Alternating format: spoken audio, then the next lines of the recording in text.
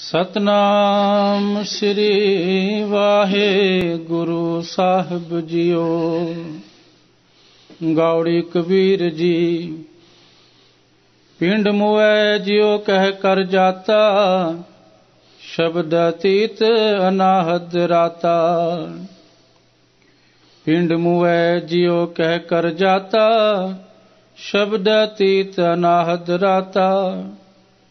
जिन राम जान्या तनह पछान्या, ज्यों गूंगे साकर कर मन मान्या। जिन राम जान्या तनह पछान्या, ज्यों गूंगे साकर मन मान्या। ऐसा ज्ञान कथै बनवारी, मन रे पवन दृढ़ सुख मन नारी। रहाओ सो गुर करो जय बहुर ना करना, सो पद रहो जय बहुर ना रवना। सो ध्यान तरो जय बहुर ना तरना, ऐसे मरो जय बहुर ना मरना। उल्टी गंगा जमन मिलावो, बिन जल संगम मन मह नावो। लोचा संसर हो ब्योहारा, तत् विचार क्या अवर विचारा। आप तेज बाय पृथ्वी आकाशा, ऐसी रहत रहो हर पासा। कह कबीर नरंजन त्यावो, तित कर जाओ जय बहुर ना आवो। कह कबीर नरंजन त्यावो, तित कर जाओ जय बहुर ना आवो। गौड़ी कबीर जी। पिंड मुए जियो कह कर जाता, शब्द अतीत अनाहद राता। वाहिगुरु जी का खालसा, वाहिगुरु जी की फतेह। परम सन्मान योग गुरु खालसा सत संगत जीओ। सतगुरु ने अपार बख्शिश कीती ਸਾਡੇ ਕਲਯੁਗੀ ਜੀਵਾਂ ਦੇ ਉਧਾਰ ਵਾਸਤੇ। ਜਿੱਥੇ ਆਓ ਪਾਵਨ 10 ਗੁਰੂ ਸਰੂਪ ਧਾਰਨ ਕੀਤੇ, ਉੱਥੇ ਹਮੇਸ਼ਾ ਲਈ ਸਰਬੱਤ ਜੀਵਾਂ ਦੇ ਕਲਿਆਣ ਵਾਸਤੇ ਪਾਵਨ ਅੰਮ੍ਰਿਤ ਰੂਪ ਇਲਾਹੀ ਬਾਣੀ ਉਚਾਰਨ ਕੀਤੀ। ਪੰਚਮ ਪਾਤਸ਼ਾਹ ਸ਼ਹੀਦਾਂ ਦੇ ਸਰਤਾਜ ਸ਼ਾਂਤੀ ਦੇ ਸੋਮੇ महान परोपकारी सदगुरु दोहे था बाणी का बोहे था। ये नाना सतगुरु दा वरदान सफल करदियां होया जदों साहिब श्री गुरु ग्रंथ साहिब जी की संपादना की, तां उत्थे 15 उन्हां भगतां महापुरखां की बाणी भी दर्ज की, जिन्हां ने भगती करके सिमरन करके अकाल पुरख वाहिगुरु की प्राप्ति की। उन्हां दे जीवन दे जो महान करतव सन, उन्हां नूं लुगाई नाल साझा करन वास्ते धन गुरु अर्जन देव महाराज सच्चे पातशाह ने उन्हां भगतां दी बाणी भी अपनी बाणी ਵਿੱਚ शामिल की। सो आप संगतां श्रोमणी भगत भगत कबीर जी की बाणी की कथा विचार सरवण कर रहे हो। गौड़ी राग के अंदर भगत कबीर जी ने जो पावन पवित्र उपदेश दिते, उन्हां दी विचार चल रही है। इस पावन पवित्र शब्द दियां जो रहाव दियां पंक्तियां हन, उहदे विच भगत कबीर जी ने जो अपना भगत योग का सिद्धांत है उन्हों उजागर किया है। ऐसा ज्ञान कथै बनवारी, मन रे पवन दृढ़ सुखमन नारी। रहाओ ਇਹ ਹਨ ਸਿਧਾਂਤ ਰੂਪ ਪੰਕਤੀਆਂ। ਭਗਤ ਕਬੀਰ ਜੀ ਫਰਮਾਉਂਦੇ ਹਨ, ਐਸਾ ਗਿਆਨ, ਅਜਿਹਾ ਵਾਸਤਵਿਕ ਗਿਆਨ, ਯਥਾਰਥ ਗਿਆਨ ਕਥੈ ਬਨਵਾਰੀ, ਸੰਸਾਰ ਬਾਗ ਦਾ ਮਾਲੀ ਅਕਾਲ ਪੁਰਖ ਵਾਹਿਗੁਰੂ ਹੀ ਕਥਨ ਕਰ ਰਿਹਾ ਹੈ। ਭਾਵ ਜਿਹੜਾ ਯਥਾਰਥ ਗਿਆਨ ਹੈ ਉਹ ਅਕਾਲ ਪੁਰਖ ਵਾਹਿਗੁਰੂ ਹੀ ਆਪਣੇ ਪਿਆਰਿਆਂ ਨੂੰ ਸਰਵਣ ਕਰਾਉਂਦਾ ਹੈ। ਮਨ ਰੇ ਪਵਨ ਦ੍ਰਿੜ ਸੁਖਮਨ ਨਾਰੀ। ਮਨ ਨੂੰ ਸੰਬੋਧਨ ਕਰਕੇ ਭਗਤ ਜੀ ਫਰਮਾਉਂਦੇ ਹਨ ਕਿ ਐ ਮਨਾ, ਜੇ ਤੂੰ ਵੀ ਉਸ ਗਿਆਨ ਦੇ ਨਾਲ ਸਾਂਝ ਪਾਉਣੀ ਹੈ, ਫਿਰ ਆਪਣੇ ਪਵਨ ਸੁਆਸਾਂ ਨੂੰ ਸੁਖਮਨ ਨਾਰੀ, ਸੁਖਮਨਾ ਨਾੜੀ ਦੇ ਵਿੱਚ ਦ੍ਰਿੜ ਦਾ ਅਰਥ ਹੈ ਟਿਕਾਉਣਾ ਕਰ। ਇਹਦਾ ਮਤਲਬ ਇਹ ਹੈ ਆਪਣੇ ਸੁਆਸਾਂ ਨੂੰ ਸਿਮਰਨ ਦੇ ਨਾਲ ਜੋੜ ਕੇ ਸੁਖਮਨਾ ਨਾੜੀ ਵਿੱਚ ਟਿਕਾ। ਸੁਖਮਨਾ ਨਾੜੀ ਪ੍ਰਵਟਿਆਂ ਦੇ ਵਿਚਕਾਰ ਹੈ। ਪਹਿਲਾਂ ਜੋ ਸਾਡੀ ਨਾਸਿਕਾ ਹੈ ਇਹਦੀਆਂ ਦੋ ਸੁਰਾਂ ਨੇ, ਈੜਾ ਤੇ ਪਿੰਗਲਾ। ਈੜਾ ਪਿੰਗਲਾ ਸੁਰਾਂ ਦੁਆਰਾ ਅਭਿਆਸ ਕਰਕੇ ਵਾਹਿਗੁਰੂ ਨਾਮ ਦਾ ਸਿਮਰਨ ਕਰਕੇ ਫਿਰ ਸੁਖਮਨਾ ਨਾੜੀ ਵਿੱਚ ਆਪਣੀ ਸੁਰਤ ਨੂੰ ਤੇ ਸੁਆਸਾਂ ਨੂੰ ਟਿਕਾਉਣਾ ਹੈ ਤੇ ਫਿਰ ਤੁਹਾਨੂੰ ਉਸ ਵਾਸਤਵਿਕ ਗਿਆਨ ਦੀ ਕੁਝ ਨਾ ਕੁਝ ਸੋਝੀ ਪ੍ਰਾਪਤ ਹੋ ਸਕਦੀ ਹੈ। ਕੁਝ ਵਿਦਵਾਨ ਇਹ ਵੀ ਗੱਲ ਆਖਦੇ ਨੇ ਕਿ ਭਗਤ ਕਬੀਰ ਜੀ ਭਗਤੀ ਕਰਦੇ ਸਨ ਤੇ ਉਹਨਾਂ ਨੇ ਯੋਗ ਮਤ ਬਾਰੇ ਵਿੱਚ ਕੁਝ ਜ਼ਿਕਰ ਵੀ ਕੀਤੇ ਹਨ। ਇਹਦੇ ਪਰਥਾਏ ਮਹਾਂਪੁਰਖੇ ਵਿਚਾਰ ਦੱਸਦੇ ਸਨ। ਭਗਤ ਕਬੀਰ ਜੀ ਨੂੰ ਸਭ ਤੋਂ ਪਹਿਲਾਂ ਇਹ ਅਨੁਭਵ ਹੋਇਆ ਕਿ ਧਾਰਮਿਕ ਵਿਦਿਆ, ਸ਼ਾਸਤਰੀ ਵਿਦਿਆ ਪੜ੍ਹਨੀ ਚਾਹੀਦੀ ਹੈ। ਕਬੀਰ ਮੈਂ ਜਾਣਿਓ ਪੜ੍ਹਬੋ ਭਲੋ, ਪੜ੍ਹਬੇ ਸਿਉ ਭਲ ਜੋਗ। ਭਗਤ ਕਬੀਰ ਜੀ ਨੇ ਪਹਿਲਾਂ ਧਰਮ ਗ੍ਰੰਥਾਂ ਦਾ ਅਧਿਐਨ ਕੀਤਾ। ਜਦੋਂ ਧਾਰਮਿਕ ਗਿਆਨ ਹਾਸਲ ਕਰਕੇ ਆਤਮਿਕ ਸ਼ਾਂਤੀ ਨਾ ਪ੍ਰਾਪਤ ਹੋ ਸਕੀ, ਯਥਾਰਥ ਗਿਆਨ ਨਾ ਮਿਲ ਸਕਿਆ, ਤਾਂ ਉਹਨਾਂ ਨੇ ਯੋਗ ਸਾਧਨਾ ਕਰਨੀ ਸ਼ੁਰੂ ਕਰ ਦਿੱਤੀ। ਕਬੀਰ ਮੈਂ ਜਾਣਿਓ ਪੜ੍ਹਬੋ ਭਲੋ, ਪੜ੍ਹਬੇ ਸਿਉ ਭਲ ਜੋਗ। ਜੋ ਕਰਦਿਆਂ ਹੋਇਆਂ ਵੀ ਜਦੋਂ ਮਨ ਦੀ ਪੂਰਨ ਖੇੜੇ ਵਾਲੀ ਅਵਸਥਾ ਨਾ ਬਣੀ ਤਾਂ ਭਗਤ ਕਬੀਰ ਜੀ ਭਗਤੀ ਵਿੱਚ ਲੱਗ ਗਏ। ਕਬੀਰ ਮੈਂ ਜਾਣਿਓ ਪੜ੍ਹਬੋ ਭਲੋ, ਪੜ੍ਹਬੇ ਸਿਉ ਭਲ ਜੋਗ। ਭਗਤ ਨਾ ਛਾਡੋ ਰਾਮ ਕੀ ਭਾਵੈ ਨਿੰਦੋ ਲੋਕ। ਕਬੀਰ ਜੀ ਦਾ ਮਾਰਗ ਭਗਤੀ ਦਾ ਮਾਰਗ ਸੀ, ਪਰ ਕੁਝ ਯੋਗ ਦੇ ਵੀ ਤਜਰਬੇ ਉਹਨਾਂ ਨੇ ਕੀਤੇ। ਇਸ ਲਈ ਉਹਨਾਂ ਨੇ ਆਪਣੀ ਬਾਣੀ ਦੇ ਵਿੱਚ ਕੁਝ ਯੋਗ ਮਤ ਦੀਆਂ ਵਿਚਾਰਾਂ ਵੀ ਸ਼ਾਮਲ ਕਰ ਦਿੱਤੀਆਂ। ਜਿਵੇਂ ਕਿ ਇਹ ਸ਼ਬਦ ਹੈ, ਐਸਾ ਗਿਆਨ ਕਥੈ ਬਨਵਾਰੀ, ਮਨ ਰੇ ਪਵਨ ਦ੍ਰਿੜ ਸੁਖਮਨ ਨਾਰੀ। ਐਸਾ ਗਿਆਨ ਤੇ ਅਕਾਲ ਪੁਰਖ ਵਾਹਿਗੁਰੂ ਹੀ ਆਪਣੇ ਪਿਆਰਿਆਂ ਨੂੰ ਸਰਵਣ ਕਰਾਉਂਦਾ ਹੈ। ਮਨ ਰੇ ਪਵਨ ਦ੍ਰਿੜ ਸੁਖਮਨ ਨਾਰੀ, ਕਿ ਐ ਮਨਾ, ਜੇ ਤੂੰ ਵੀ ਉਸ ਗਿਆਨ ਦੇ ਨਾਲ ਸਾਂਝ ਪਾਉਣੀ ਹੈ ਤਾਂ ਆਪਣੇ ਪਵਨ ਸੁਆਸਾਂ ਨੂੰ ਸੁਖਮਨਾ ਨਾੜੀ ਵਿੱਚ ਟਿਕਾ। ਫਿਰ ਤੈਨੂੰ ਵੀ ਕੁਝ ਨਾ ਕੁਝ ਉਹ ਗਿਆਨ ਦੀ ਝਲਕ ਮਿਲ ਸਕਦੀ ਹੈ।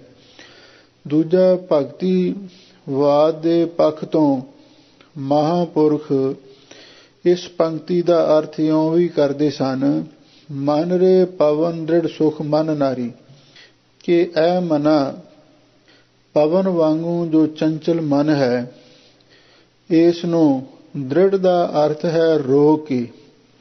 ਜਿਹੜਾ ਹਵਾ ਵਾਂਗੂ ਚੰਚਲ ਮਨ ਹੈ, ਇਹਨੂੰ ਰੋਕ ਕੇ ਸੁਖਮਨ ਨਾਰੀ, ਮਨ ਨੂੰ ਸੁਖ ਦੇਣ ਵਾਲੀ ਜੋ ਨਾਰੀ ਅਕਾਲ ਪੁਰਖ ਵਾਹਿਗੁਰੂ ਦੀ ਭਗਤੀ ਹੈ, ਮਨ ਨੂੰ ਸੁਖ ਦੇਣ ਵਾਲੀ ਨਾਰੀ ਵਾਹਿਗੁਰੂ ਦੀ ਭਗਤੀ ਹੈ। ਉਸ ਪ੍ਰੇਮਾ ਭਗਤੀ ਵਿੱਚ ਆਪਣੇ ਮਨ ਨੂੰ ਜੋੜ, ਫਿਰ ਭਗਤੀ ਨਾਲ ਹੀ ਅੱਗੇ ਯਥਾਰਥ ਗਿਆਨ ਪ੍ਰਾਪਤ ਹੁੰਦਾ ਹੈ। ਲਓ ਹੁਣ ਆਰੰਭ ਤੋਂ ਭਗਤ ਕਬੀਰ ਜੀ ਦੇ ਪਾਸ ਕੁਝ ਪ੍ਰੇਮੀ ਆਏ ਨੇ, ਉਹਨਾਂ ਨੇ ਕੁਝ ਸਵਾਲ ਕੀਤੇ ਨੇ ਤੇ ਭਗਤ ਜੀ ਨੇ ਉਹਨਾਂ ਦਾ ਜਵਾਬ ਦਿੱਤਾ ਹੈ। ਆਪ ਸੰਗਤਾਂ ਇਸ ਪਾਵਨ ਸ਼ਬਦ ਦੀ ਵਿਚਾਰ ਸਰਵਣ ਕਰੋ ਤੇ ਇੱਕ ਵਾਰੀ ਪਿਆਰ ਦੇ ਨਾਲ ਆਖੋ, ਸਤਿਨਾਮ ਸ੍ਰੀ ਵਾਹਿਗੁਰੂ ਸਾਹਿਬ ਜੀਓ। ਗੌੜੀ ਕਬੀਰ ਜੀ ਪਿੰਡ ਮੁਐ ਜਿਉ ਕਹਿ ਕਰ ਜਾਤਾ, ਸ਼ਬਦ ਅਤੀਤ ਅਨਾਹਦ ਰਾਤਾ। ਗੌੜੀ ਰਾਗ ਵਿੱਚ ਭਗਤ ਕਬੀਰ ਜੀ ਉਪਦੇਸ਼ ਦੇ ਰਹੇ ਹਨ। ਪਿੰਡ ਮੁਐ ਜਿਉ ਕਿਹ ਕਰ ਜਾਤਾ। ਪਿੰਡ ਦਾ ਅਰਥ ਹੈ ਸਰੀਰ। ਪਿੰਡ ਮੁਐ ਜਦੋਂ ਸਰੀਰ ਮਰ ਜਾਂਦਾ ਹੈ, ਇਹ ਸਰੀਰ ਸਾਹ ਸੱਤਾਹੀਣ ਹੋ ਜਾਂਦਾ ਹੈ। ਜਿਉ ਕਿਹ ਕਰ ਜਾਤਾ, ਜਿਹੜਾ ਇਸ ਪਿੰਡ ਸਰੀਰ ਵਿੱਚ ਜੀਓ ਦਾ ਅਰਥ ਜੀਵ ਆਤਮਾ ਹੈ। ਕਿਹ ਕਰ ਜਾਤਾ, ਉਹ ਕਿਹੜੇ ਘਰ ਦੇ ਵਿੱਚ ਚਲਿਆ ਜਾਂਦਾ ਹੈ। ਭਾਵ ਸਰੀਰ ਤਾਂ ਜੜ ਹੈ, ਇਹ ਤਾਂ ਇੱਥੇ ਹੀ ਪਿਆ ਰਹਿ ਜਾਂਦਾ ਹੈ। ਪਿੰਡ ਮੁਐ ਜਦੋਂ ਮਨੁੱਖ ਚੜ੍ਹਾਈ ਕਰ ਜਾਂਦਾ ਹੈ, ਸਰੀਰ ਛੱਡ ਦਿੰਦਾ ਹੈ, ਤੇ ਜੀਵ ਆਤਮਾ ਕਿਹ ਕਰ ਜਾਤਾ, ਵੀ ਉਹ ਕਿਹੜੇ ਘਰ ਦੇ ਵਿੱਚ ਚਲਿਆ ਜਾਂਦਾ ਹੈ। ਇਹਦਾ ਅੱਗੇ ਉੱਤਰ ਹੈ, ਸ਼ਬਦ ਅਤੀਤ ਅਨਾਹਦ ਰਾਤਾ। ਜਿਹੜਾ ਗੁਰਮੁਖ ਦਾ ਗਿਆਨਵਾਨ ਪੁਰਸ਼ ਦਾ ਜੀਵ ਹੈ, ਸ਼ਬਦ ਉਹ ਗੁਰੂ ਸ਼ਬਦ ਨਾਲ ਜੁੜ ਕੇ ਤੇ ਅਤੀਤ ਤਿਰਗੁਣ ਅਤੀਤ ਅਵਸਥਾ ਨੂੰ ਪ੍ਰਾਪਤ ਕਰਕੇ, ਕਿਉਂਕਿ ਸ਼ਬਦ ਦੁਆਰਾ ਤਿਰਗੁਣ ਅਤੀਤ ਅਵਸਥਾ ਪ੍ਰਾਪਤ ਹੁੰਦੀ ਹੈ। ਅਨਾਹਦ ਰਾਤਾ, ਅੱਗੇ ਜੋ ਅਨਹਦ ਸ਼ਬਦ ਹੈ, ਵਾਜੇ ਅਨਹਦ ਤੁਰੇ, ਉਸ ਅਨਹਦ ਸ਼ਬਦ ਦੇ ਵਿੱਚ ਰਾਤਾ ਦਾ ਅਰਥ ਮਿਲ ਜਾਂਦਾ ਹੈ। ਭਾਵ ਜਿਹੜਾ ਗਿਆਨਵਾਨ ਪੁਰਸ਼ ਹੈ, ਜਦੋਂ ਉਸ ਦਾ ਸਰੀਰ ਛੁੱਟ ਜਾਂਦਾ ਹੈ, ਉਹਦਾ ਜੀਵ ਆਤਮਾ ਸ਼ਬਦ ਦੁਆਰਾ ਤਿਰਗੁਣ ਅਤੀਤ ਅਵਸਥਾ ਨੂੰ ਪ੍ਰਾਪਤ ਕਰਕੇ ਅਨਾਹਦ ਰਾਤਾ, ਅਨਾਹਦ ਹੱਦ ਤੋਂ ਰਹਿਤ ਜੋ ਅਨਹਦ ਸ਼ਬਦ ਹੈ ਉਹਦੀ ਧੁਨੀ ਵਿੱਚ ਮਿਲ ਜਾਂਦਾ ਹੈ, ਅਥਵਾ ਅਨਾਹਦ ਅਰਥ ਹੱਦ ਤੋਂ ਰਹਿਤ ਜੋ ਅਕਾਲ ਪੁਰਖ ਹੈ ਉਹਦੇ ਵਿੱਚ ਮਗਨ ਹੋ ਜਾਂਦਾ ਹੈ। ਜਿਨ ਰਾਮ ਜਾਣਿਆ ਤਿਨਹਿ ਪਛਾਨਿਆ, ਜਿਉ ਗੂੰਗੇ ਸਾਕਰ ਮਨ ਮਾਨਿਆ। ਲੋ ਭਗਤ ਜੀ ਨੂੰ ਉਹ ਪ੍ਰੇਮੀ ਕਹਿਣ ਲੱਗੇ, ਮਹਾਰਾਜ ਸਾਨੂੰ ਕੁਝ ਹੋਰ ਦੱਸੋ, ਉਹਨਾਂ ਗੁਰਮੁਖਾਂ ਦੀ ਅਵਸਥਾ ਕਿਹੋ ਜੀ ਹੁੰਦੀ ਹੈ। ਤਾਂ ਭਗਤ ਜੀ ਕਹਿੰਦੇ ਨੇ, ਜਿਨ ਰਾਮ ਜਾਣਿਆ, ਗੁਰਮੁਖੋ ਜਿਨ੍ਹਾਂ ਨੇ ਉਸ ਰਾਮ ਵਿਆਪਕ ਸਰੂਪ ਅਕਾਲ ਪੁਰਖ ਵਾਹਿਗੁਰੂ ਨੂੰ ਜਾਣ ਲਿਆ ਹੈ, ਤਿਨਹਿ ਪਛਾਨਿਆ, ਫਿਰ ਉਹਨਾਂ ਨੇ ਉਹਦੀ ਪਛਾਣ ਵੀ ਕਰ ਲਈ। ਕਿਉਂਕਿ ਗਿਆਨ ਦੋ ਪ੍ਰਕਾਰ ਦਾ ਹੈ, ਇੱਕ ਪਰੋਕਸ਼ ਗਿਆਨ ਹੈ ਤੇ ਦੂਸਰਾ ਹੈ ਪ੍ਰਤੱਖ ਗਿਆਨ, ਜਿਸ ਨੂੰ ਅਪਰੋਕਸ਼ ਗਿਆਨ ਵੀ ਕਹਿੰਦੇ ਨੇ। ਜਿਨ ਰਾਮ ਜਾਣਿਆ, ਜਿਸਨੇ ਵਾਹਿਗੁਰੂ ਨੂੰ ਜਾਣ ਲਿਆ। ਜਾਣਨਾ ਪਰੋਖ ਗਿਆਨ ਹੈ ਤੇ ਉਹਦੇ ਪ੍ਰਤੱਖ ਦਰਸ਼ਨ ਦੀਦਾਰੇ ਕਰਨੇ, ਇਹ ਪ੍ਰਤੱਖ ਗਿਆਨ ਹੈ। ਹਜ਼ੂਰ ਕਹਿੰਦੇ ਨੇ, ਜਿਨ ਰਾਮ ਜਾਣਿਆ, ਜਿਸਨੇ ਉਸ ਅਕਾਲ ਪੁਰਖ ਵਾਹਿਗੁਰੂ ਨੂੰ ਜਾਣ ਲਿਆ ਹੈ। ਭਾਵ ਜਿਨ੍ਹਾਂ ਨੇ ਪਰੋਖ ਗਿਆਨ ਉਹਦਾ ਹਾਸਲ ਕਰ ਲਿਆ ਹੈ, ਫਿਰ ਉਹਨਾਂ ਨੇ ਅਪਰੋਕਸ਼ ਗਿਆਨ ਦੁਆਰਾ ਉਹਨੂੰ ਪਛਾਣ ਲਿਆ ਹੈ। ਫਿਰ ਜਿਹੜਾ ਆਨੰਦ ਉਹਨਾਂ ਨੂੰ ਪ੍ਰਾਪਤ ਹੋਇਆ ਹੈ ਉਹ ਦੱਸਿਆ ਨਹੀਂ ਜਾ ਸਕਦਾ। ਭਗਤ ਜੀ ਅੱਗੇ ਉਦਾਹਰਣ ਦਿੰਦੇ ਹਨ, ਜਿਉਂ ਗੂੰਗੇ ਸਾਕਰ ਮਨ ਮਾਨਿਆ। ਜਿਵੇਂ ਕਿਸੇ ਗੂੰਗੇ ਆਦਮੀ ਦਾ ਸ਼ੱਕਰ ਉੱਤੇ ਮਨ ਮੰਨਦਾ ਹੈ, ਮਨ ਪਤੀਜਦਾ ਹੈ, ਮਨ ਪ੍ਰਸੰਨ ਹੁੰਦਾ ਹੈ, ਪਰ ਉਹ ਉਹਦੇ ਸਵਾਦ ਬਾਰੇ ਨਹੀਂ ਦੱਸ ਸਕਦਾ। ਇਸੇ ਤਰ੍ਹਾਂ ਜਿਨ੍ਹਾਂ ਨੂੰ ਉਸ ਅਕਾਲ ਪੁਰਖ ਵਾਹਿਗੁਰੂ ਦੇ ਪ੍ਰਤੱਖ ਦਰਸ਼ਨ ਦੀਦਾਰੇ ਹੋ ਜਾਂਦੇ ਹਨ, ਵੇਦ ਕਤੇਬ ਸੰਸਾਰ ਹਬਾ ਹੂੰ ਬਾਹਰਾ, ਨਾਨਕਾ ਪਾਤਸ਼ਾਹੋ ਦਿਸੈ ਜਾਹਰਾ। ਜਿਨ੍ਹਾਂ ਨੂੰ ਪ੍ਰਤੱਖ ਰੂਪ ਦੇ ਵਿੱਚ ਉਸ ਵਾਹਿਗੁਰੂ ਦੇ ਦਰਸ਼ਨ ਹੁੰਦੇ ਹਨ, ਫਿਰ ਉਹ ਉਹਦੇ ਬਾਰੇ ਕੁਝ ਵੀ ਨਹੀਂ ਦੱਸ ਸਕਦੇ। ਕਹੋ ਕਬੀਰ ਗੂੰਗੇ ਗੁੜ ਖਾਇਆ, ਪੁੱਛੇ ਤੇ ਕਿਆ ਕਹੀਐ।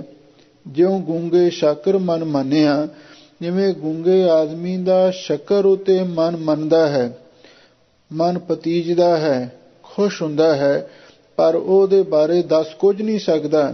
ਇਸੇ ਤਰ੍ਹਾਂ ਜਿਨ੍ਹਾਂ ਨੂੰ ਵਾਹਿਗੁਰੂ ਦਾ ਪ੍ਰਤੱਖ ਗਿਆਨ ਪ੍ਰਾਪਤ ਹੋ ਜਾਂਦਾ ਹੈ, ਉਹਨੂੰ ਅਨੁਭਵ ਕਰਦੇ ਨੇ, ਪਰ ਉਹਦੇ ਬਾਰੇ ਦੱਸ ਕੁਝ ਵੀ ਨਹੀਂ ਸਕਦੇ। ਐਸਾ ਗਿਆਨ ਕਥੈ ਬਨਵਾਰੀ, ਮਨ ਰੇ ਪਵਨ ਦ੍ਰਿੜ ਸੁਖ ਮਨ ਨਾਰੀ। ਰਹਾਉ। ਲੋ ਭਗਤ ਜੀ ਕਹਿੰਦੇ ਨੇ ਜਿਹੜਾ ਐਸਾ ਯਥਾਰਥ ਗਿਆਨ ਹੈ, ਇਹਦੇ ਬਾਰੇ ਉਹ ਅਕਾਲ ਪੁਰਖ ਵਾਹਿਗੁਰੂ ਆਪ ਹੀ ਕਥਨ ਕਰਦਾ ਹੈ, ਅਥਵਾ ਜੋ ਉਸ ਅਕਾਲ ਪੁਰਖ ਵਾਹਿਗੁਰੂ ਪਰਮੇਸ਼ਰ ਨੇ ਧੰਨ ਗੁਰੂ ਨਾਨਕ ਦੇਵ ਮਹਾਰਾਜ ਸੱਚੇ ਪਾਤਸ਼ਾਹ ਦਾ ਪਾਵਨ ਸਰੂਪ ਧਾਰਨ ਕੀਤਾ ਹੈ। ਆਪ ਨਾਰਾਇਣ ਕਲਾ ਤਾਰ ਜਗ ਮੈਂ ਪਰਵਰਿਓ, ਨਿਰੰਕਾਰ ਆਕਾਰ ਜੋਤ ਜਗ ਮੰਡਲ ਕਰਿਓ। ਕਿਉਂਕਿ ਐਸਾ ਗਿਆਨ ਗੁਰੂ ਨਾਨਕ ਸਾਹਿਬ ਜੀ ਤੋਂ ਹੀ ਭਗਤ ਕਬੀਰ ਜੀ ਨੂੰ ਪ੍ਰਾਪਤ ਹੋਇਆ ਸੀ। ਐਸਾ ਗਿਆਨ ਕਥਾ ਬਨਵਾਰੀ, ਐਸਾ ਜਿਹੜਾ ਯਥਾਰਥ ਗਿਆਨ ਹੈ, ਇਹਦੇ ਬਾਰੇ ਉਹ ਅਕਾਲ ਪੁਰਖ ਵਾਹਿਗੁਰੂ ਧੰਨ ਗੁਰੂ ਨਾਨਕ ਦੇਵ ਮਹਾਰਾਜ ਸੱਚੇ ਪਾਤਸ਼ਾਹ ਗੁਰੂ ਨਾਨਕ ਦੇਵ ਗੋਬਿੰਦ ਰੂਪ ਹੀ ਕਥਨ ਕਰਦੇ ਹਨ। ਹੋਰ ਕਿਸੇ ਨੂੰ ਉਸ ਯਥਾਰਥ ਗਿਆਨ ਬਾਰੇ ਇੰਨਾ ਇਲਮ ਨਹੀਂ ਪ੍ਰਾਪਤ ਹੋ ਸਕਿਆ। ਮਨ ਰੇ ਪਵਨ ਦ੍ਰਿੜ ਸੁਖ ਮਨ ਨਾਰੀ। ਇਸੇ ਲਈ ਭਗਤ ਜੀ ਕਹਿੰਦੇ ਨੇ, ਐ ਮਨਾ, ਜੇ ਤੂੰ ਵੀ ਉਸ ਗਿਆਨ ਨੂੰ ਹਾਸਲ ਕਰਨਾ ਹੈ ਤੇ ਆਪਣੇ ਸਵਾਸਾਂ ਨੂੰ ਸੁਖਮਨਾ ਨਾੜੀ ਵਿੱਚ ਟਿਕਾ, ਅਥਵਾ ਜਿਹੜਾ ਹਵਾ ਵਾਂਗੂ ਚੰਚਲ ਮਨ ਹੈ, ਇਹਨੂੰ ਦ੍ਰਿੜ ਰੋਕ ਕੇ ਆਪਣੇ ਮਨ ਨੂੰ ਕਾਬੂ ਕਰਕੇ ਸੁਖਮਾ ਨਾਰੀ ਮਨ ਨੂੰ ਸੁਖ ਦੇਣ ਵਾਲੀ ਭਗਤੀ ਨਾਲ ਜੋੜ। ਜਦੋਂ ਭਗਤੀ ਕਰੇਗਾ, ਭਗਤੀ ਨਾਲ ਅੱਗੇ ਯਥਾਰਥ ਗਿਆਨ ਪ੍ਰਾਪਤ ਹੋਵੇਗਾ। ਸੋ ਗੁਰ ਕਰਹੁ ਜੈ ਬਹੁਰ ਨਾ ਕਰਨਾ, ਸੋ ਪਦ ਰਹੋ ਜੈ ਬਹੁਰ ਨਾ ਰਵਨਾ। ਉਹ ਕਿਹੜਾ ਗਿਆਨ ਹੈ? ਯਥਾਰਥ ਗਿਆਨ। ਰਹਾਉ ਵਿਸਰਾਮ ਦੇ ਕੇ ਉਹਦੇ ਬਾਰੇ ਭਗਤ ਦੀ ਚਾਨਣਾ ਪਾਉਂਦੇ ਹਨ। ਇਹ ਗੁਰੂ ਨਾਨਕ ਦਾ ਮਤ ਹੈ। ਸੋ ਗੁਰ ਕਰੋ, ਤੁਸੀਂ ਉਸ ਗੁਰੂ ਨੂੰ ਗੁਰੂ ਧਾਰਨ ਕਰੋ ਜੀ ਬਹੁਰ ਨਾ ਕਰਨਾ। ਜਿਸ ਨੂੰ ਗੁਰੂ ਧਾਰਨ ਕਰਕੇ ਫਿਰ ਦੁਬਾਰਾ ਹੋਰ ਗੁਰੂ ਨਾ ਧਾਰਨ ਕਰਨਾ ਪਵੇ। ਇਹਦਾ ਮਤਲਬ ਇਹ ਹੈ, ਤੁਸੀਂ ਉਹ ਸੱਚੇ ਗੁਰੂ ਨੂੰ ਗੁਰੂ ਧਾਰਨ ਕਰੋ ਜਿਹਨੂੰ ਇੱਕ ਵਾਰੀ ਗੁਰੂ ਧਾਰਨ ਕਰਨ ਤੋਂ ਬਾਅਦ ਹੋਰ ਗੁਰੂ ਦੀ ਲੋੜ ਹੀ ਨਾ ਰਹਿ ਜਾਵੇ। ਉਹ ਐਸਾ ਗੁਰੂ ਕੌਣ ਹੈ? ਐਸਾ ਗੁਰੂ ਉਹ ਅਕਾਲ ਪੁਰਖ ਵਾਹਿਗੁਰੂ ਪਰਮੇਸ਼ਰ ਹੀ ਹੈ। ਜਿਵੇਂ ਕਿ ਹਜ਼ੂਰ ਨੇ ਬਾਣੀ ਵਿੱਚ ਫਰਮਾਇਆ ਹੈ, ਤਤ ਨਿਰੰਜਨ ਜੋਤ ਸਬਾਈ ਸੋਹੰ ਭੇਦ ਨਾ ਕੋਈ ਜੀਓ, ਅਪਰੰਪਰ ਪਾਰ ਬ੍ਰਹਮ ਪਰਮੇਸ਼ਰ ਨਾਨਕ ਗੁਰ ਮਿਲਿਆ ਸੋਈ ਜੀਓ। ਉਹ ਅਕਾਲ ਪੁਰਖ ਗੁਰੂਆਂ ਦਾ ਗੁਰੂ ਹੈ। ਤੁਸੀਂ ਉਹਨੂੰ ਆਪਣਾ ਗੁਰੂ ਧਾਰਨ ਕਰੋ, ਫਿਰ ਦੁਬਾਰਾ ਤੁਹਾਨੂੰ ਮੁੜ ਕੇ ਹੋਰ ਕੋਈ ਗੁਰੂ ਧਾਰਨ ਕਰਨ ਦੀ ਲੋੜ ਹੀ ਨਹੀਂ ਰਹੇਗੀ। ਕਿਉਂ? ਹਜ਼ੂਰ ਦੇ ਬਚਨ ਹੈ, ਸਤਿਗੁਰ ਮੇਰਾ ਸਦਾ ਸਦਾ, ਨਾ ਆਵੇ ਨਾ ਜਾਏ, ਉਹ ਅਬਨਾਸੀ ਪੁਰਖ ਹੈ, ਸਭ ਮੈਂ ਰਹਿਆ ਸਮਾਏ। ਅਸਲੀ ਸਤਿਗੁਰੂ ਅਕਾਲ ਪੁਰਖ ਹੈ, ਉਹ ਸਰਵ ਵਿਆਪਕ ਹੈ, ਉਹਨੂੰ ਗੁਰੂ ਧਾਰਨ ਕਰੋ। ਦੂਸਰਾ ਇਹਦਾ ਅਰਥ ਇਹ ਵੀ ਹੈ, ਸੋ ਗੁਰ ਕਰੋ, ਤੁਸੀਂ ਉਹ ਗੁਰੂ ਨੂੰ ਗੁਰੂ ਧਾਰਨ ਕਰੋ ਜਿਸ ਨੂੰ ਧਾਰਨ ਕਰਨ ਤੋਂ ਬਾਅਦ ਹੋਰ ਦੁਬਾਰਾ ਕੋਈ ਗੁਰੂ ਧਾਰਨ ਕਰਨ ਦੀ ਲੋੜ ਨਾ ਰਵੇ। ਉਹ ਗੁਰੂ ਕੌਣ ਹੈ? ਉਹ ਹੈ ਜੁਗੋ ਜੁਗ ਅਟਲ ਸਤਿਗੁਰੂ ਸਾਹਿਬ ਸ੍ਰੀ ਗੁਰੂ ਗ੍ਰੰਥ ਸਾਹਿਬ ਜੀ ਮਹਾਰਾਜ। ਉਹ ਸਾਡੇ ਸਿੱਖਾਂ ਦੇ ਗੁਰੂ ਨੇ। ਕਲਗੀਧਰ ਪਾਤਸ਼ਾਹ ਨੇ ਅੰਤਮ ਸਮੇਂ ਇੱਕ ਸਾਰੀ ਸਿੱਖ ਕੌਮ ਨੂੰ ਹੁਕਮ ਕੀਤਾ ਸੀ, ਜੋ ਹਰ ਗੁਰਸਿੱਖ ਮਾਈ ਭਾਈ ਨੂੰ ਯਾਦ ਰੱਖਣਾ ਚਾਹੀਦਾ। ਆਗਿਆ ਪਈ ਅਕਾਲ ਕੀ ਤਬੀ ਚਲਾਇਓ ਪੰਥ, ਸਭ ਸਿੱਖਣ ਕੋ ਹੁਕਮ ਹੈ ਗੁਰੂ ਮਾਨਿਓ ਗ੍ਰੰਥ। ਗੁਰੂ ਗ੍ਰੰਥ ਜੀ ਮਾਨਿਓ ਪ੍ਰਗਟ ਗੁਰਾਂ ਕੀ ਦੇਹ, ਜੋ ਪ੍ਰਭ ਕੋ ਮਿਲਬੋ ਚਾਹੈ ਖੋ ਸ਼ਬਦ ਮੈਂ ਲੇਹ। ਸ਼ਬਦ ਗੁਰੂ ਅਮਰ ਗੁਰੂ ਹੈ, ਸ਼ਬਦ ਗੁਰੂ ਅਵਨਾਸ਼ੀ ਗੁਰੂ ਹੈ, ਸ਼ਬਦ ਗੁਰੂ ਸदैवी ਗੁਰੂ ਹੈ। ਇਸੇ ਲਈ ਹਜ਼ੂਰ ਕਹਿੰਦੇ ਨੇ, ਸ਼ਬਦ ਗੁਰ ਪੀਰਾ ਗਹਿਰ ਗੰਭੀਰਾ, ਬਿਨ ਸ਼ਬਦ ਜਗ ਬਉਰਨ। ਇਹ ਗੁਰੂ ਨਾਨਕ ਸਾਹਿਬ ਦੀ ਵਾਕ ਹੈ। ਸਿੱਧਾ ਨੇ ਵੀ ਪੁੱਛਿਆ ਸੀ, ਤੇਰਾ ਕਵਨ ਗੁਰੂ ਜਿਸ ਕਾ ਤੂੰ ਚੇਲਾ? ਤਾਂ ਸਤਿਗੁਰੂ ਦਾ ਜਵਾਬ ਸੀ, ਸ਼ਬਦ ਗੁਰੂ ਸੁਰੋ ਤੁਨ ਚੇਲਾ। ਸ਼ਬਦ ਹੀ ਗੁਰੂ ਹੈ, ਇਸ ਲਈ ਸ਼ਬਦ ਨੂੰ ਗੁਰੂ ਧਾਰਨ ਕਰੋ। ਸਰੀਰ ਨੂੰ ਗੁਰੂ ਨਹੀਂ ਧਾਰਨ ਕਰਨਾ ਚਾਹੀਦਾ। ਜਿਹੜੇ ਲੋਕ ਦੇਹ ਧਾਰੀਆਂ ਮਗਰ ਤੁਰੇ ਫਿਰਦੇ ਨੇ, ਇੱਕ ਗੁਰੂ ਮਰ ਜਾਂਦਾ ਹੈ, ਫਿਰ ਦੂਜਾ ਗੁਰੂ ਧਾਰਨ ਕਰਨਾ ਪੈਂਦਾ। ਪਰ ਸਾਡੇ ਸਿੱਖਾਂ ਦੇ ਸ਼ਬਦ ਗੁਰੂ ਹਨ। ਸਾਹਿਬ ਸ੍ਰੀ ਗੁਰੂ ਗ੍ਰੰਥ ਸਾਹਿਬ ਜੀ ਗੁਰੂ ਨੇ, ਤੇ ਇਸ ਲਈ ਇਹ ਕਦੀ ਮਰਨ ਵਾਲੇ ਨਹੀਂ, ਇਹ ਅਮਰ ਗੁਰੂ ਨੇ। ਸ਼ਬਦ ਅਮਰ ਹੈ, ਸ਼ਬਦ ਅਵਿਨਾਸ਼ੀ ਹੈ।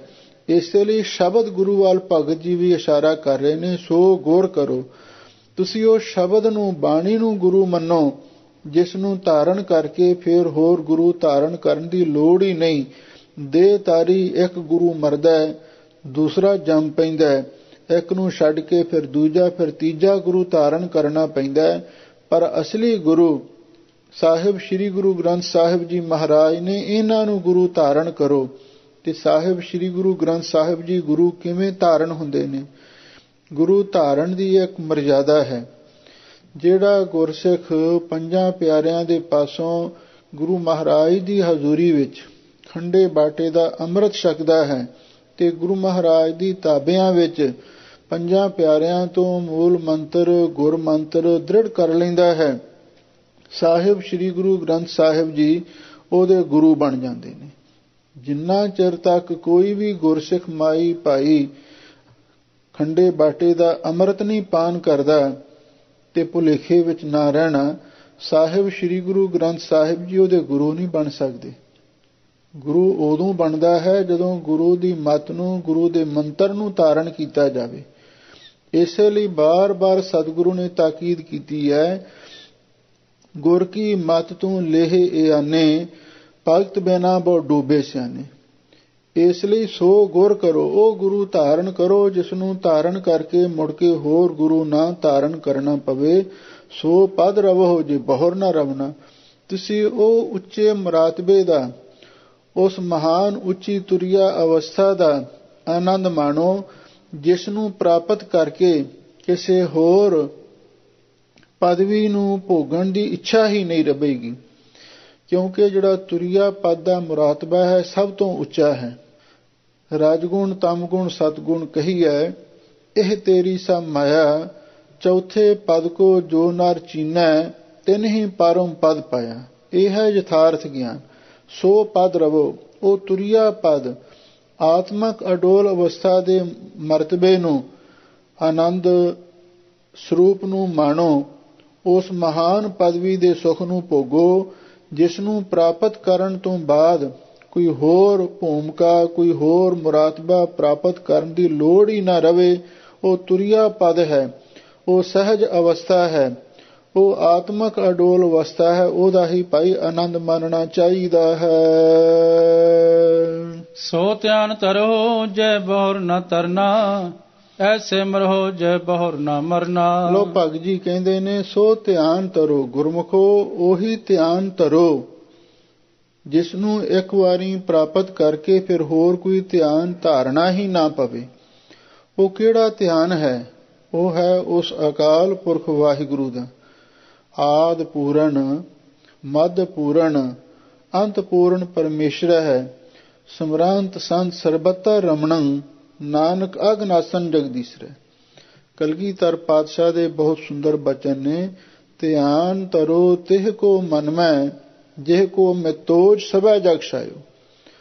ਜੇ ਧਿਆਨ ਕਰਨਾ ਹੈ, ਕਿਸੇ ਮੂਰਤੀ ਦਾ ਧਿਆਨ ਨਹੀਂ, ਕਿਸੇ ਦੇਹ ਦਾ ਧਿਆਨ ਨਹੀਂ, ਕਿਸੇ ਰੰਗ ਰੂਪ ਦਾ ਧਿਆਨ ਨਹੀਂ, ਸਤਿਗੁਰੂ ਕਹਿੰਦੇ ਨੇ ਉਸ ਅਕਾਲ ਪੁਰਖ ਦਾ ਧਿਆਨ ਧਰੋ। ਧਿਆਨ ਧਰੋ ਤਿਹ ਕੋ ਮਨ ਮੈਂ, ਜਿਹ ਕੋ ਮਿਤੋਜ ਸਭੈ ਜਗ ਛਾਇਓ।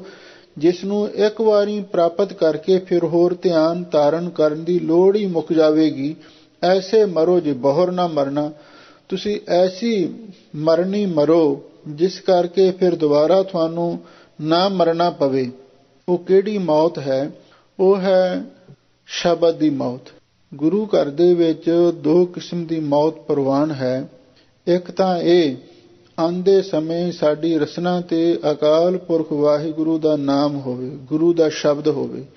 ਸ਼ਬਦ ਸੁਣੇ ਜਮ ਦੂਰੋਂ ਭਾਗੈ, ਮਤ ਮਾਰੇ ਹਰ ਜਿਉ ਬੇਪਰਵਾਹ ਹੈ। ਸ਼ਬਦ ਵਿੱਚ ਤਾਕਤ ਹੈ, ਨਾਮ ਦੇ ਵਿੱਚ ਸ਼ਕਤੀ ਹੈ। ਸੁਣ ਕੇ ਜਮ ਕੇ ਦੂਤ ਨਾਹੀਂ ਤੇਰਾ ਛੱਡ ਜਾਏ।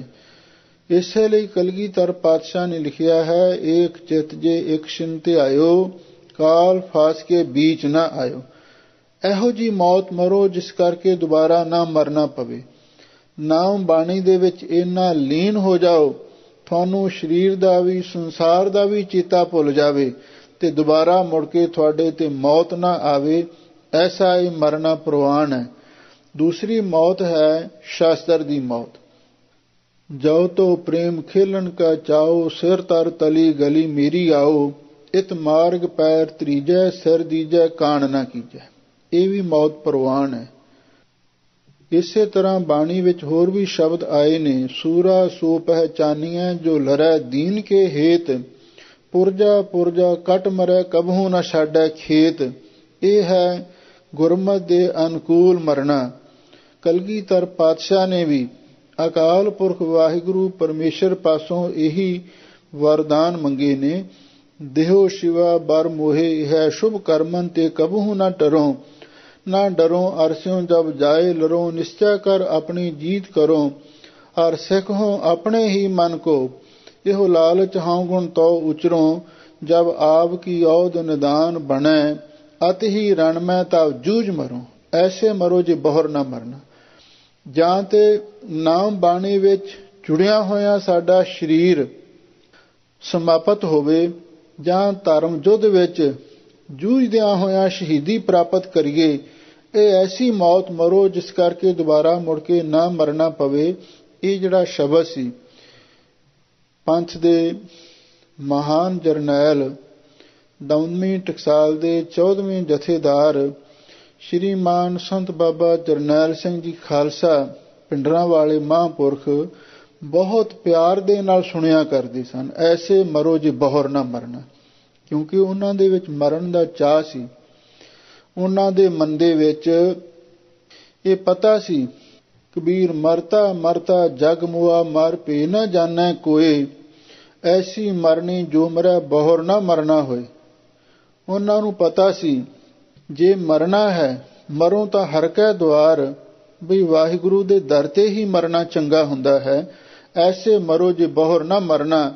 ਧੰਨ ਹਨ ਉਹ ਮਹਾਨ ਸ਼ਹੀਦ ਜਿਨ੍ਹਾਂ ਨੇ ਸ਼੍ਰੀ ਦਰਬਾਰ ਸਾਹਿਬ ਤੇ ਸ਼੍ਰੀ ਅਕਾਲ ਤਖਤ ਸਾਹਿਬ ਜੀ ਦੇ ਸਨਮੁਖ ਸ਼ਹੀਦੀਆਂ ਪ੍ਰਾਪਤ ਕੀਤੀਆਂ। ਐਸੇ ਮਰੋ ਜੇ ਬਹੁਰ ਨਾ ਮਰਨਾ। ਤੁਸੀਂ ਇਹੋ ਜੀ ਮੌਤ ਮਰੋ ਜਿਹਦੇ ਕਰਕੇ ਦੁਬਾਰਾ ਨਾ ਮਰਨਾ ਪਵੇ।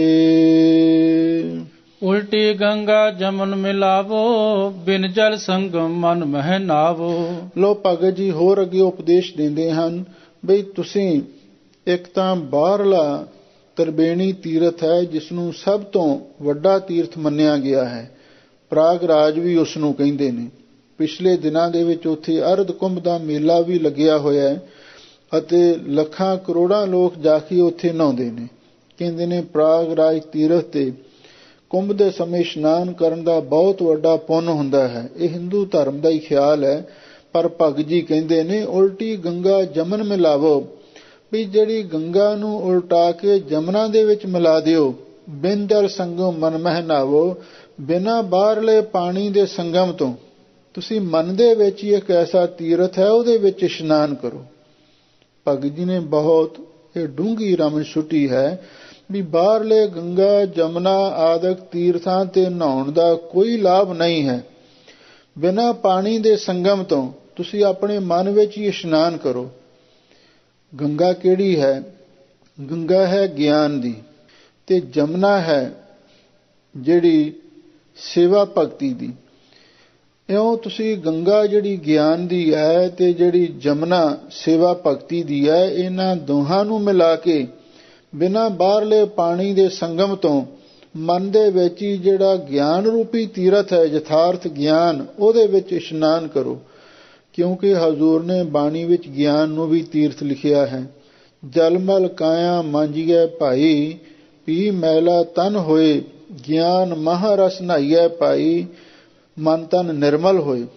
ਨਾਮ ਨੂੰ ਵੀ ਤੀਰਥ ਆਖਿਆ ਹੈ। ਨਾਮ ਦੇ ਨਾਲ ਗਿਆਨ ਤੇ ਸ਼ਬਦ ਵਿਚਾਰ ਨੂੰ ਵੀ ਸਤਿਗੁਰੂ ਨੇ ਤੀਰਥ ਮੰਨਿਆ। ਤੀਰਥ ਨਾਵਣ ਜਾਓ, ਤੀਰਥ ਨਾਮ ਹੈ, ਤੀਰਥ ਸ਼ਬਦ ਵਿਚਾਰ ਅੰਤਰ ਗਿਆਨ ਹੈ। ਉੱਥੇ ਵੀ ਗਿਆਨ ਨੂੰ ਇੱਕ ਤੀਰਥ ਦਾ ਰੁਤਬਾ ਦਿੱਤਾ ਹੈ।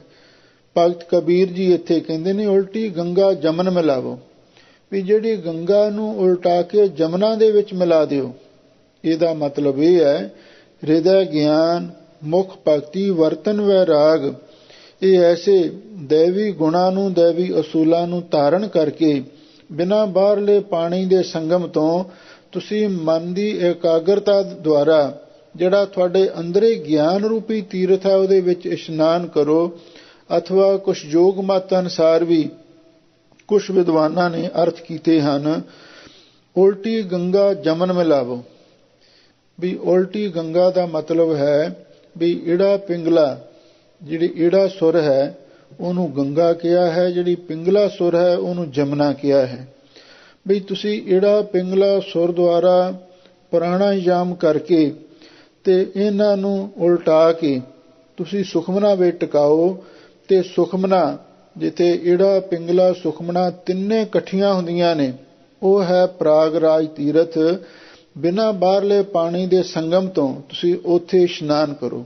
ਇਹ ਤੇ ਯੁਗਮਤ ਅਨੁਸਾਰ ਅਰਥ ਹੈ, ਪਰ ਗੁਰਮਤਿ ਦੇ ਸਿਧਾਂਤ ਦੇ ਅਨੁਸਾਰ ਪਹਿਲਾ ਹੀ ਅਰਥ ਸਮਝਣਾ ਉਲਟੀ ਗੰਗਾ ਜਮਨ ਮਿਲਾਵੋ।